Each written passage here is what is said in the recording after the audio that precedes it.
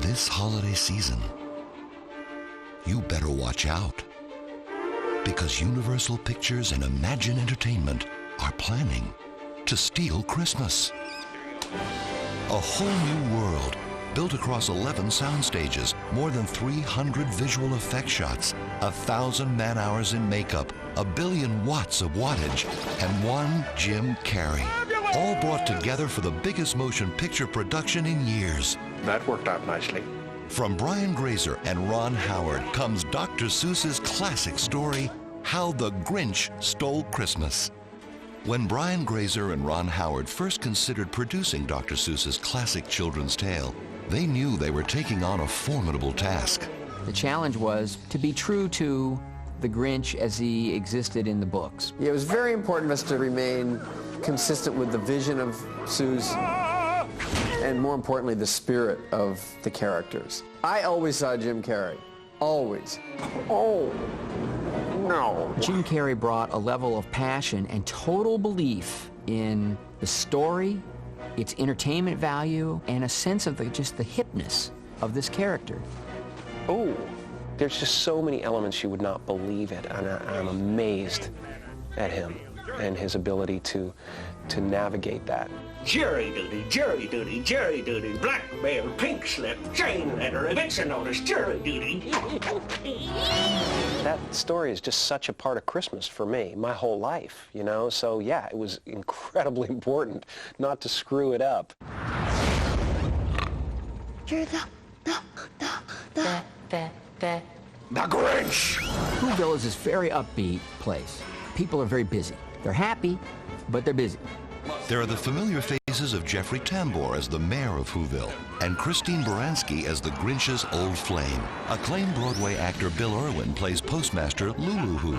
Saturday Night Live's Molly Shannon is his wife, Betty Lou Who. And 6-year-old Taylor Momsen stars in her first featured role as Cindy Lou Who, the little girl who is convinced that the Grinch is not really mean, just misunderstood. She has the nerve to go up to the Grinch's cave and knock on his door and not get scared by the traps or anything. Taylor Momsen is a real discovery. She seems to have an innate kind of understanding of the Cindy Lou Who character. Mr. Grinch, my name is Cindy Lou Who. There was one very crucial cast member who couldn't be found from central casting. Max the dog is a very important character. Max lives with the Grinch, the only living creature that the Grinch seems willing to tolerate. Oh, Max. I love you. Max was actually rescued from a pound about 4 or 5 months before the filming. As the cast came together, so did the crew of costume designers, set builders, makeup artists, and visual effects technicians who would be responsible for bringing the world of Dr. Seuss to life. Turning the production sketches, storyboards, and models into actual buildings was one of the most ambitious operations ever attempted for a motion picture. I think there's certain Seussian rules that we had to follow. And we're trying to flesh out something that is a line drawing in a book.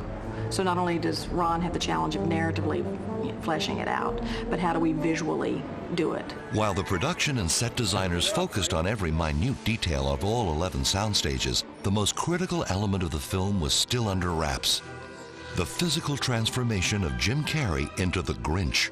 It was clear that Jim Carrey's costume would have to be something special, and that his makeup could only be the work of the world's foremost expert, 5-time Academy Award winner Rick Baker. I'd always hoped that sometime in my life I would be able to do a big fantasy like this, and I'm so happy. I absolutely was amazed at his artistry. It was incredible. He just loves to have fun and get his hands dirty and get involved and create something, and that's what we're all about. If it's going to work on anybody, it would work on Jim, because he's so good at contorting his face. He does this great Grinch face, right? He does a weird smile and stuff, you know. Jim's got, you know, a rubber face to begin with. Jim Carrey wasn't the only one being transformed. Every Who down in Whoville needed a certain unique look, and it was up to Rick and his team to design each and every one of them. The scale of this movie is so immense. Never have I done anything where we had, you know, 90 people in makeup. Eventually, Ron Howard decided he had to experience what the cast was going through for himself. I did dress up as the Grinch one day and directed all day long as the Grinch. It must have been very confusing for everyone else. Great, let's move on. That's just ridiculous.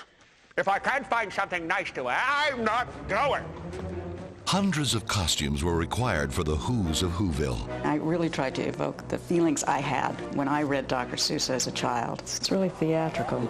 We have a Prada Who and a Chanel Who, and I don't know how many people will notice that, but that made it a lot of fun for me. While shooting continued at Universal Studios, work was already underway at Digital Domain, the visual effects team behind Ron Howard's Oscar-winning Apollo 13. Probably the biggest challenge in this film is the sheer number of shots. The set of Whoville is the largest ever built at Universal Studios. Still, the filmmakers used several computer-generated matte paintings to further extend the fanciful world of the Who's.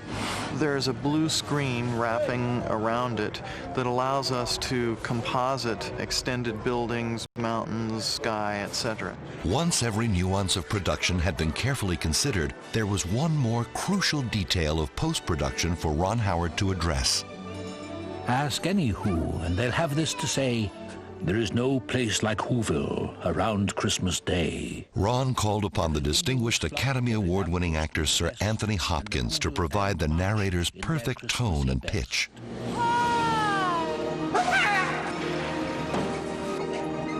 It's total whimsy and total freedom from who we are and where we live, which is the great thing about doing this stuff. I know we've created a world that is mind-blowing, that I've never even seen before in any other movie. I mean, that it has speed and color and light. We all had our work cut out for us with The Grinch. Tell it to stop! We had great screenwriters. We went to Rick Baker, one of the world's greatest makeup artists. And of course, the extraordinary Jim Carrey. He's green, he's hairy, he's hilarious. And we've had a lot of laughs. We did it!